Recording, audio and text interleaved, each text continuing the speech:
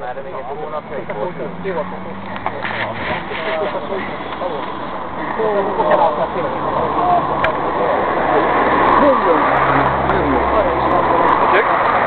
Mi a színes? Miért? Méreg. Méreg. Méreg? Igen. Vörös iszap. Vörös iszap? Honnan jön el?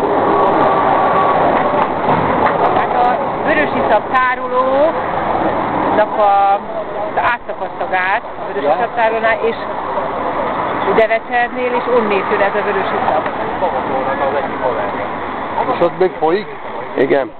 Hát azt hiszem, igen. Tüskevárnál megy vele izébe, azon részen a izébe. Mi kell csinálni most?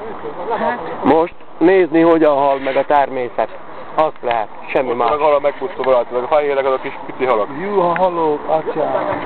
Meg van bár nagyi biztos. Ott lenne ott van a nagy név, a tunéban, hát ott a nagyobb, ott a kis fenekén, jobban a fenekén van a tunéban.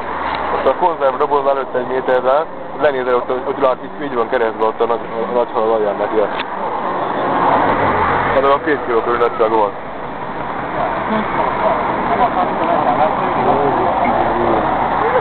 És nem tudni segíteni rajta? Nem. Itt próbálgatnak, öntenek hozzá, gipszet kigítják, de hát...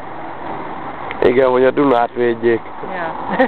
Ha itt, Dunát, ja. itt A Szergénynél állítólag azt mondják, hogy Szergénynél tesznek a marszalba állítólag. Tele van. Hát mind kipusztul 500.